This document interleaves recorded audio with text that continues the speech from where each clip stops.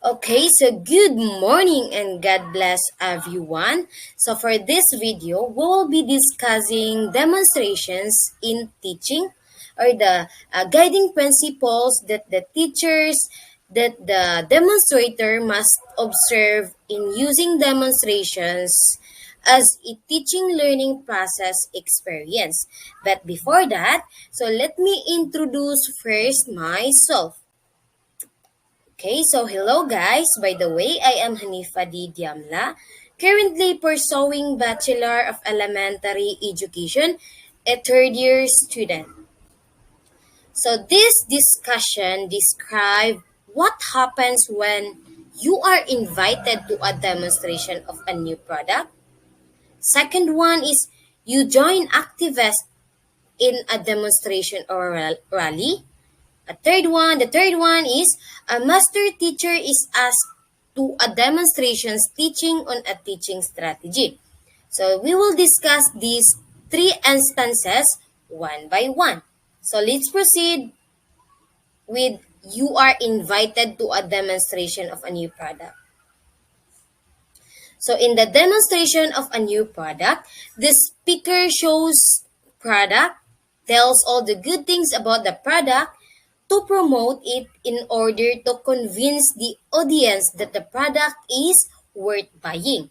So in demonstrating a product, a new product, so ikaw nga speaker, ikaw nga demonstrator sa usa ka product, so you must provide or you must exert strong effort para ma-promote gyud nimo og tarong ang imo ang product. Ingnon nimo unsa ka lindot, unsa ka effective ug unsa ka gwapa ang product pareha sa ila, no?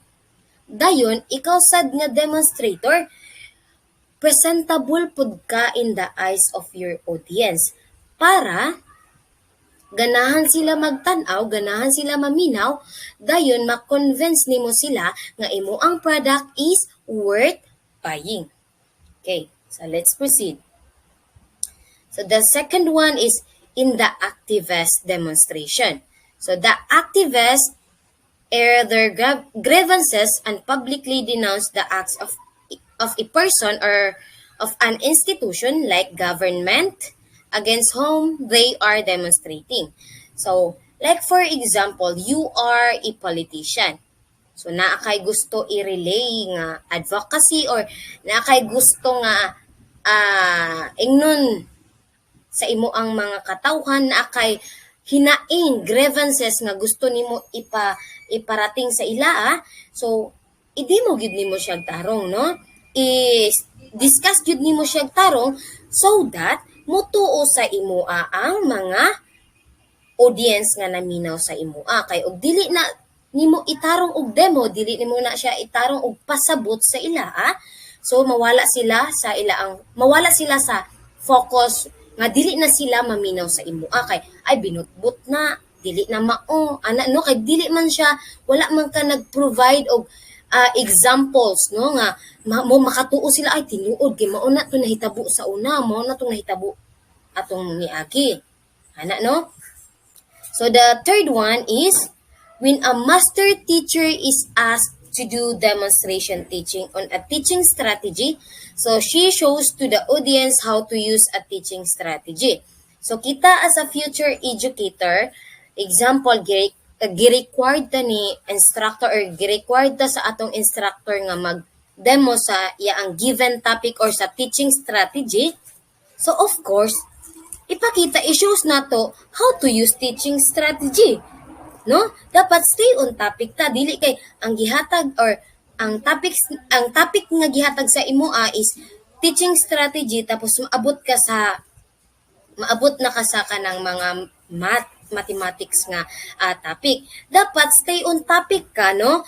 Pwede nimo i-relate or pwede nimo i-connect your topic into your audience, into your students para pod mahimo or para pod na kay authentic discussion, means tinuod nga discussion kay gi-base man to nimo or gi-relate man to nimo sa ilaang mga experiences ana. So what is demonstration di ay, no? unsa na siya ka importante sa ato ang mga educator, future educators, unsa ka importante sa mga businesswomen, businessman, unsa ka importante sa mga politician. So according to the Webster International Dictionary defines, it is a public showing emphasizing salient merits. So when we say salient merits, so it is a noticeable information, or it is most important, noticeable nga information.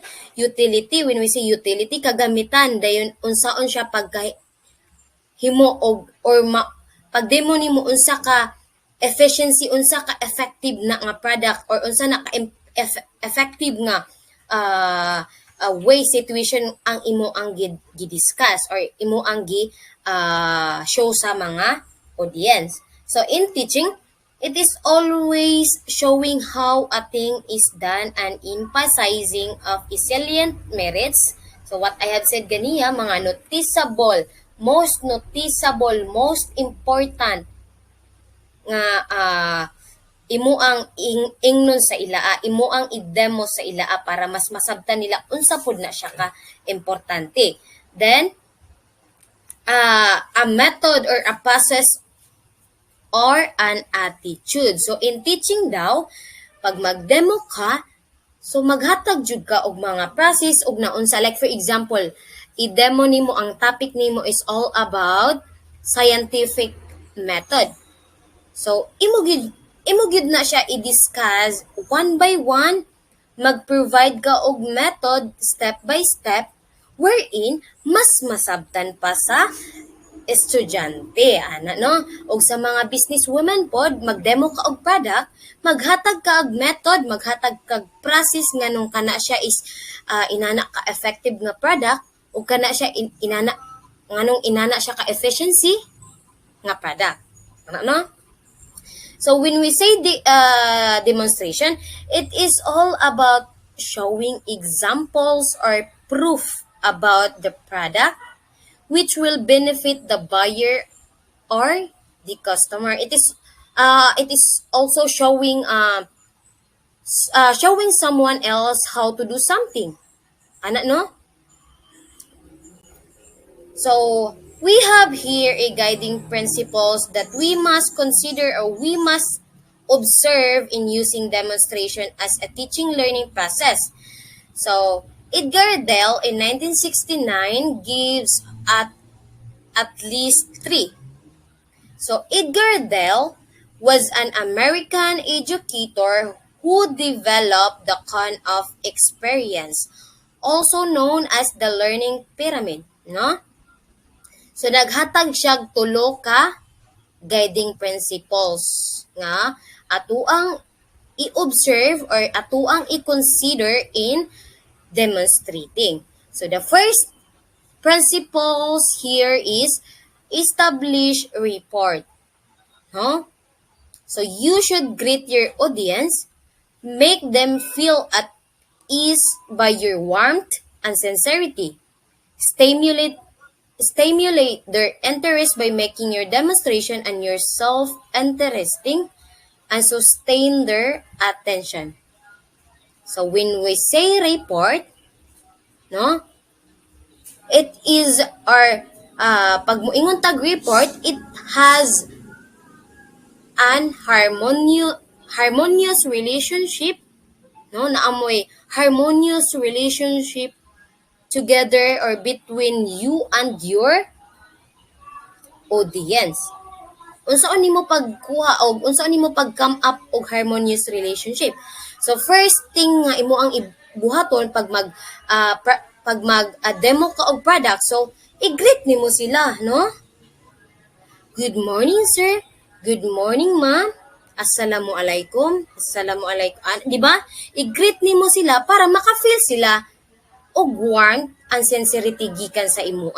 Dili ra sa product nga imo ang i-demo, dili ra sa product nga imong i-demo, but also to you as a demonstrator. Maka-feel sila nga kani siya is tinuod or kani siya kay naay sincerity pag discuss pag-demo sa iyang product.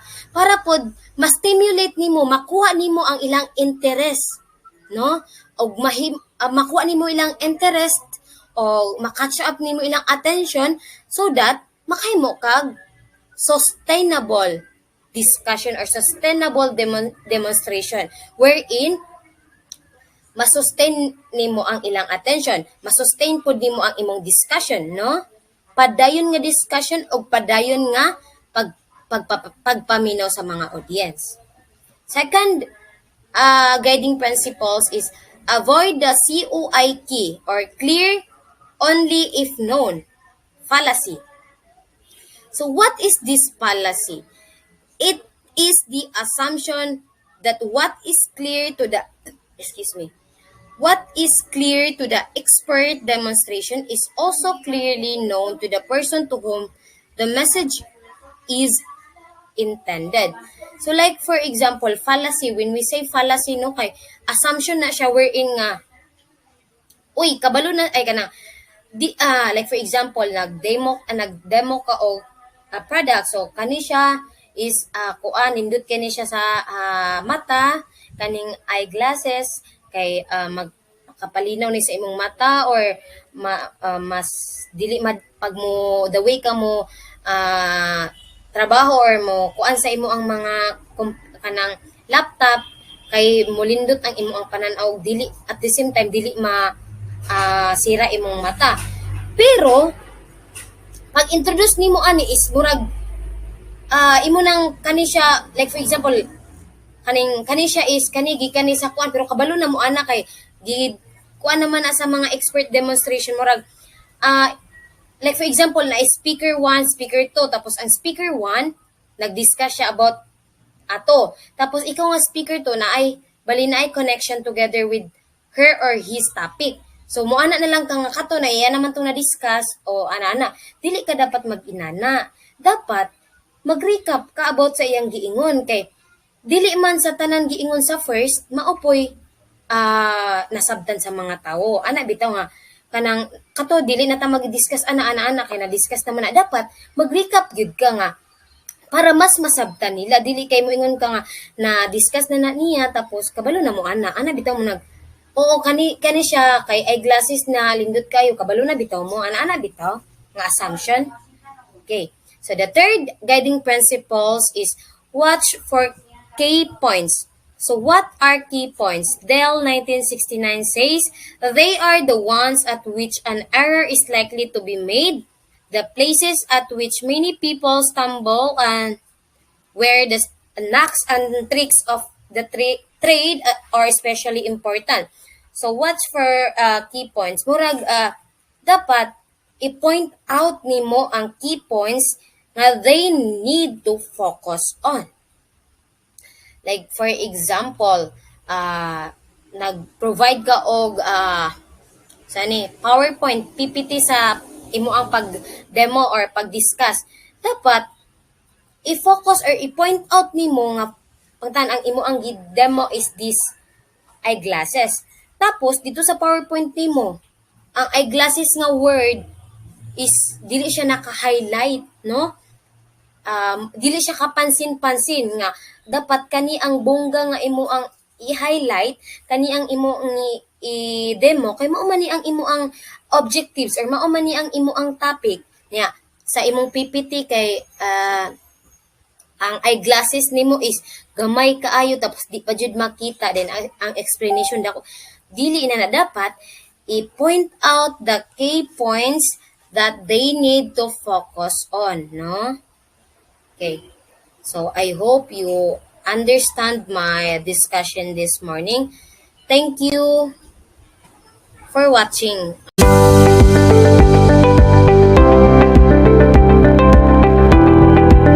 Good day and God bless to everyone. I am Daybelin O. Intention and one of the reporter in this topic. So my assigned topic is all about how to ensure that your demonstration works and the plan and rehearse your demonstration.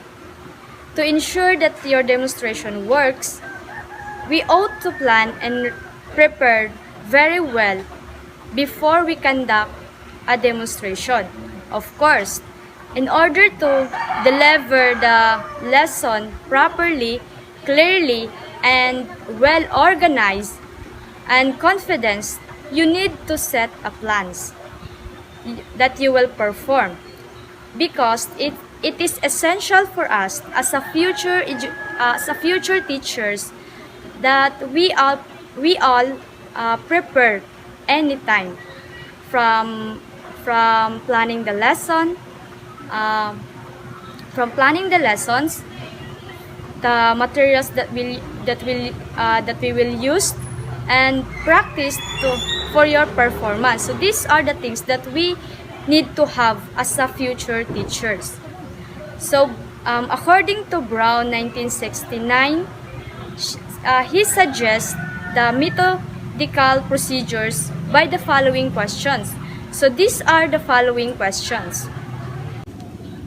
Number 1, what is your objectives? In your demonstration, in order to be prepared, the first plan you need to do is to think about your objectives. Or you need to have a goal or target for the delivery of your lessons. The first thing that you need to do in demonstration is to present first your objectives. Why? Because it is important for the students that that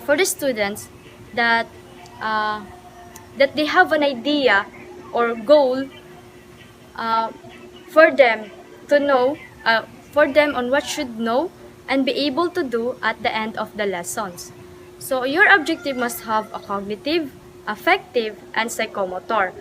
And in order to create an objectives,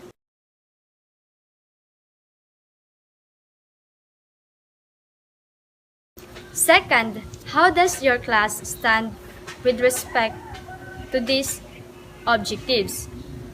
This is to determine entry knowledge and skills of your students. Make sure that the lessons of your objectives apply by your students. The activities that they perform must be indicate or related to your objectives. And this is the key point when it comes in writing objectives, that you should also active. You need to check always your objectives before you conduct a demonstration, and make sure that the lessons you demonstrate achieve the objectives. Third, is there a better way to achieve your ends? If there is a more effective way to attain your purpose, then replace the demonstration methods with a more effective one. Now, you need to think about if the students achieve the ends. That is the reasons why, as a future educations or as a future teachers, especially as we deal with the young learners. So we need to think more effective strategies that we will use in our demonstrations, no? And the more and not just only one strategies that we use, and the more strategies that we have during our demonstrations, the more knowledge that the students gain from our demonstrations, and this the more enjoyable and the more memorable our demonstration. And these are the example of an effective strategies that we might use during our demonstrations.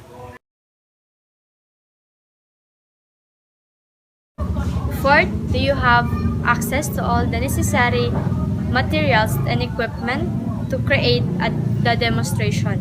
Have checklist of necessary equipment and materials. This may include written materials. In order to have a good demonstrations, very essential is the materials and equipment that we will use. So we have 5 materials and equipment to make our demonstration. The first one is the print, second one audio, the third one is visual, the fourth one is the audio visual, and the fifth is electronic interaction. So these are the materials and equipment that very important to create a demonstration. Fifth, are you familiar with the sequence and content of the proposed demonstration? Outline the steps and rehearse your demonstration. So I have here 6 steps of demonstration methods of teaching process, and we need to practice and rehearse these steps. Step 1, planning and preparation. Proper detailed planning is essential for a good teaching demonstration to ensure that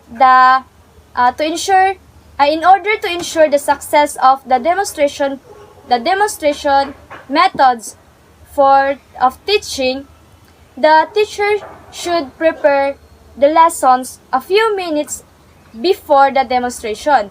Your lesson plan, your materials that you will use, your attire, and the activity of the students and yourself.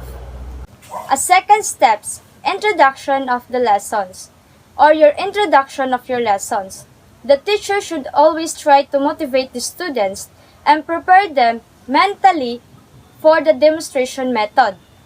You can provide them an activity, like for an example, games, group activity, and any activities that can motivate the students and they can have an interest to learn your lessons.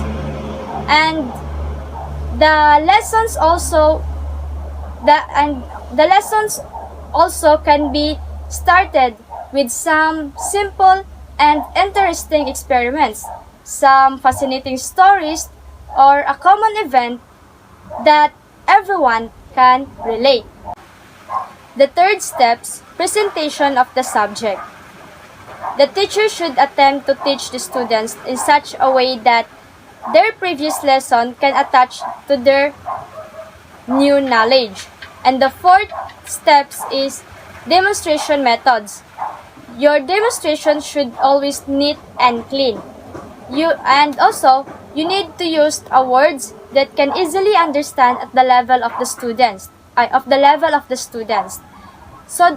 And deliver your lessons based on the steps that indicate in your lesson plan, so that to avoid misunderstanding of your students, and also you as a demonstrators, to avoid miss up those important informations from your lesson.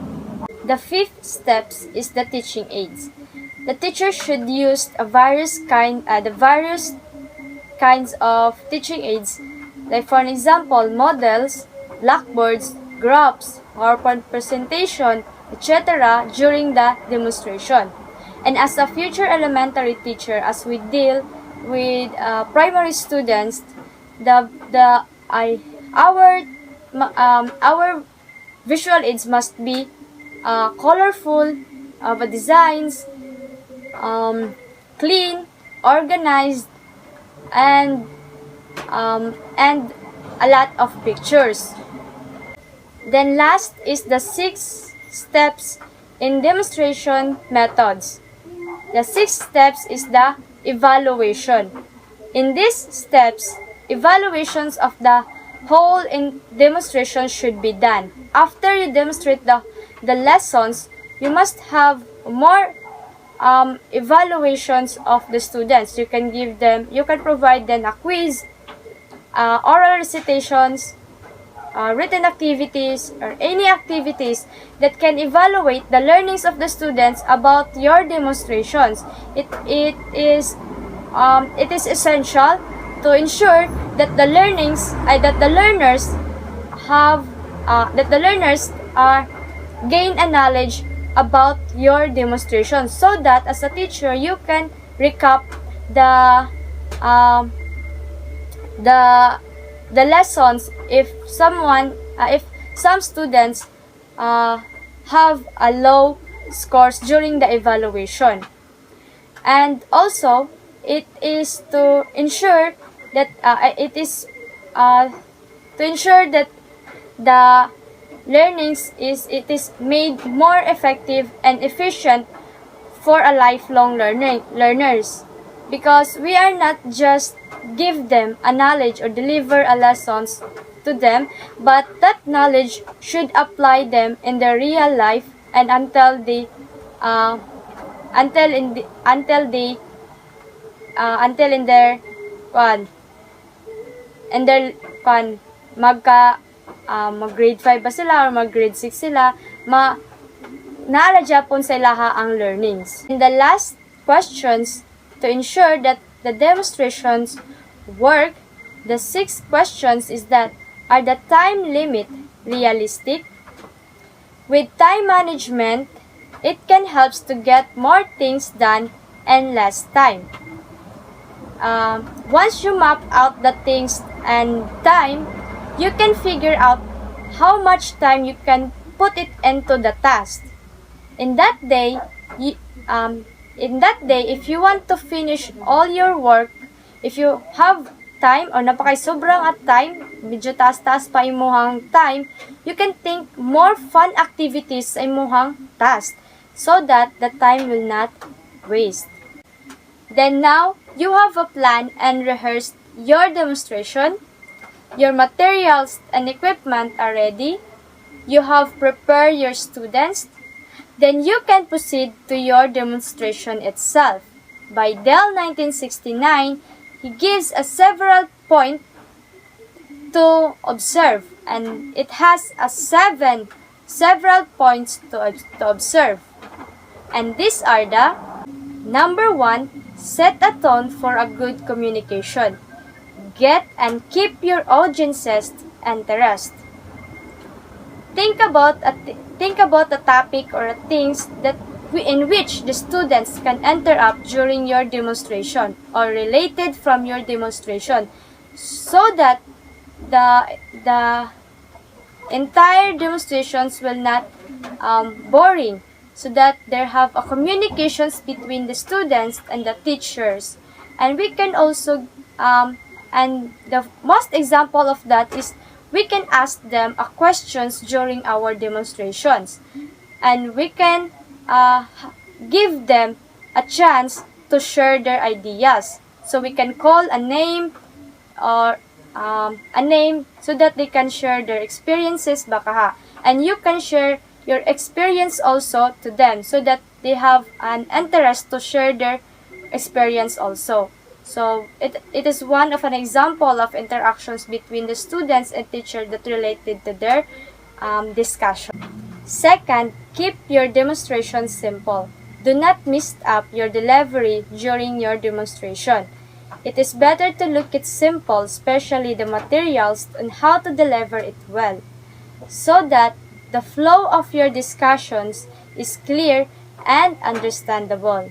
Third, do not wander from the main idea. Only focus on the topic of your lessons during your demonstrations, so that the flow of your lessons during your demonstrations will continue until the students gets the idea of your lessons or of your demonstrations, so that they can understand your discussions. Because if you will not focus on your main idea or the topic of your lessons, the students will confused about the lessons that they need to learn. Third, do not wander from the main idea. Only focus on the topic of your lessons during your demonstrations, so that the flow of your lessons during your demonstrations will continue until the students gets the idea of your lessons or of your demonstrations, so that they can understand your discussions. Because if you will not focus on your main idea or the topic of your lessons, the students will confused about the lessons that they need to learn. Fourth, check to see that your demonstrations is being understood. Watch your audience for a sign of bewilderment, boredom, and disagreement. Checking that the understanding of the students during your demonstration is important in order to continue the learnings of the students while you are doing your demonstrations, to avoid that the students can sleep or feel that your demonstration is boring. So the effect of that is less ang learnings nga mag-gain sa students. Especially in elementary teachers, as a demonstrators, we also consider the behavior of our students. And during our discussions and during our demonstrations, the delivery of the lessons must be not too fast or too slow, and it should be neutral. Because if you are fast to discuss the lessons, so some students cannot get the idea or cannot understand some informations that you discuss to them because they are primary learners. And during our demonstration, we should also consider the behavior of our students. We are not just talk in front of them. We are not just discuss the entire lessons to them, but we also consider an idea or a strategist where can catch their attentions, or where they can engage the lessons. So there should be a teacher talking, and also the students also talk during the demonstrations. Fifth, do not hurry out your demonstration. Asking questions to check understanding can serve as a break. Example, after you discuss the one topic of your lesson, you should ask questions to your students. So first you will ask. So if some students raise their hand to answer, so call those students. If no one raise their hand, so you can call random students to answer. Do not proceed to another topic without question and answer portion after you discuss the one topic. It should be after you discuss the one topic, it should have question and answer portions between you and the students. Okay? So like for an example, what are those types of lines against children? So you can call the students, then they will answer. Now if they will answer, so it is good idea, or it is good. And then after they discuss, so you will ask again that, did you understand the topic? Did you understand the topic today, class? Okay, do you have any questions or clarifications about this topic before we proceed to our topic? Okay, very good. So that is an example to number 5. 6, do not drag out your demonstration. Interesting things are never dragged out. They create their own tempo.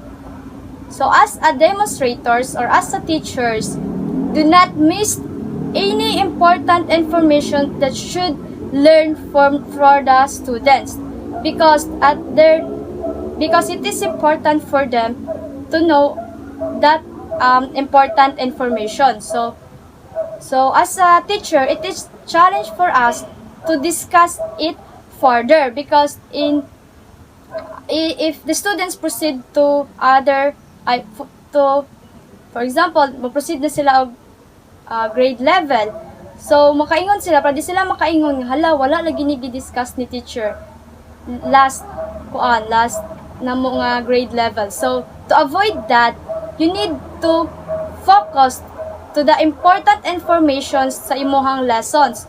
So do not miss one important informations from your lessons, and also practice practice that thing. 7, summarize as you go along and provide concluding summary. Use chalkboard, projector heads, charts, diagram, PowerPoint, and whatever materials are appropriate to synthesize. Summarizations of your entire lessons are very important for the students. It's very important for the students so that the students know how to discern the important information from your discussions. They know how to avoid irrelevant information from your discussions, and they know how to integrate the central idea of your discussions in a meaningful way. Then number 8, hand out written materials as the conclusion. After your discussion, you should also provide a conclusions or a written conclusions, and also the students' written conclusions as a study guide. Good day, everyone. I am Roqueta C. Gabiana, the next reporter. And my report is all about what questions can you ask to evaluate your classroom demonstration. These are the questions that we use in after demonstrating after our demonstration. So the first Dale 1969 enumerate. So the first question, was your demonstration adequately and skillfully prepared? So did you select demonstrable skills or ideas where the desired behavioral outcomes clear? So in demonstrating, we should do our best so our audience or pupils or learners be satisfied and must be prepared. We must select verified ideas, skills that can we easily perform in demonstrating so our pupils can understand. We should try our best to give the desired behavioral outcomes and clear and simple, no? That pupils will gain the knowledge. So the second, did you follow the step-by-step plan? Did you make use of additional materials appropriate to your purpose? So, example, the chalkboard, felt board, pictures, charts, diagrams, models, overhead transparencies, or slides. So, we must follow the steps of demonstration method or plan. Now, there are many steps, no, that we must follow. We must use an appropriate materials in order our pupils can understand. So,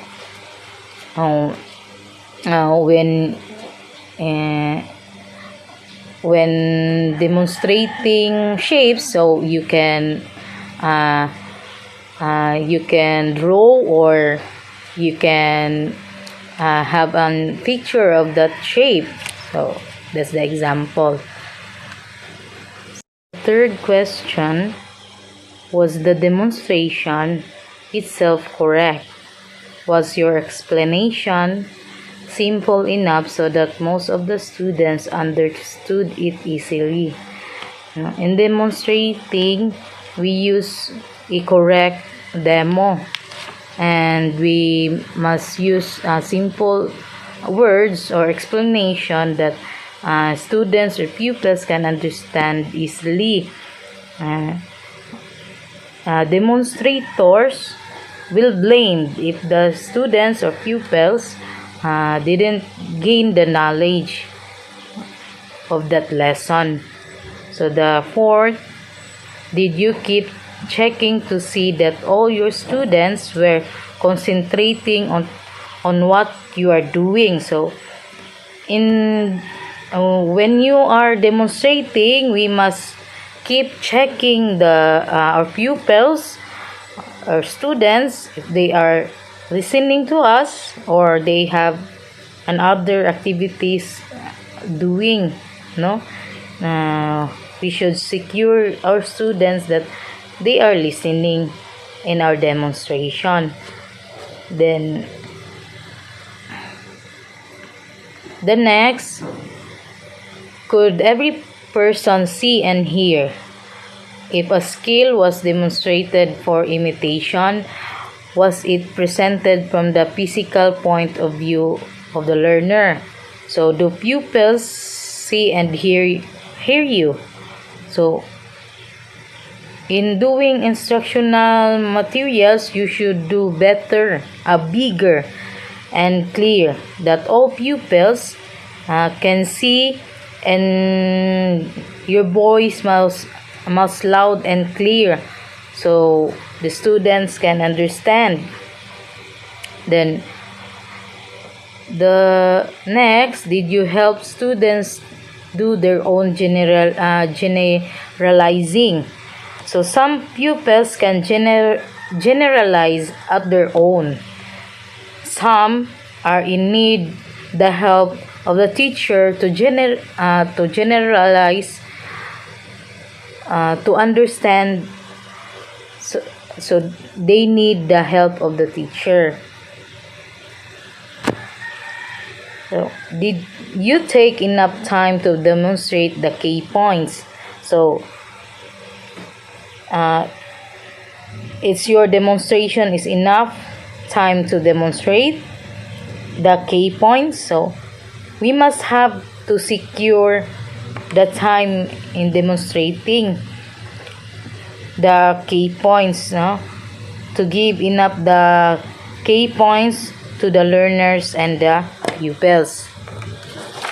Then and the last, did you review and summarize the key points? So we must review and summarize the key points, no? If it is the appropriate key points of the lesson, and summarizing to secure the time in demonstrating. Thank you for listening, and that's all. Thank you. Good day and God bless everyone. I am Brittany Claire Delosa and I am the fourth reporter in this group. What is demonstration? So demonstration is a process of teaching someone how to make or do something in a step-by-step process. A good demonstration is an audio-visual presentation. It helps the teacher to present the lesson effectively, and students learn and retain the concepts better and for a longer duration. The use of audio-visual aids or presentations improves students' critical and analytical thinking. A demonstration kay gitawag jud og audio-visual explanation because it both uses audio or verbal and visual presentation. Dili enough nga ang teacher or demonstrator magtabi ira. Dapat both audio and visual presentation kay naay uban learner or students nga visual learners, naapoy uban auditory learners or both audio visual learners. So to be effective, his or her demonstration must be accompanied by some visuals. To plan and prepare adequately for a demonstration, we first determine our goals, mao nitong objectives nato sa atong lesson plan, the materials we need, mga materials nato nga needed sa atong demonstration, our steps sa pag-deliver sa lesson, and rehearse. In the actual conduct of the demonstration itself, we see to it that we first get and sustain the interest of our audience. Kung mag-demonstrate ta, we need to know our students' interests, their learning styles, kung audio learners ba ni sila or visual learners. Dapat isustain nato ang interest sa atong mga students para kabaluta kung ahata mag-focus. Second is keep our demonstration simple, focus, and clear. Kung mag-demonstrate ta, dapat simple, naka-focus, and clear sa atong discussion para dili maglisod or maglibog ug sabot ang learners sa lessons. Third, do not hurry nor drag out the demonstrations. In teaching demonstration, dapat dili magdali sa discussion para dili maglibog or maglisod ang learner og sabot sa discussion because teaching demonstration is a step-by-step process. Fourth, check for understanding in the process of demonstration. In order to make a success of the demonstration, we need to understand kung unsaon nato pag-deliver ang atong demonstration, kung unsa nga process ang atong gamiton sa pag-teach. 5th, conclude with summary, and 6th, hand out written materials at the end of demonstration.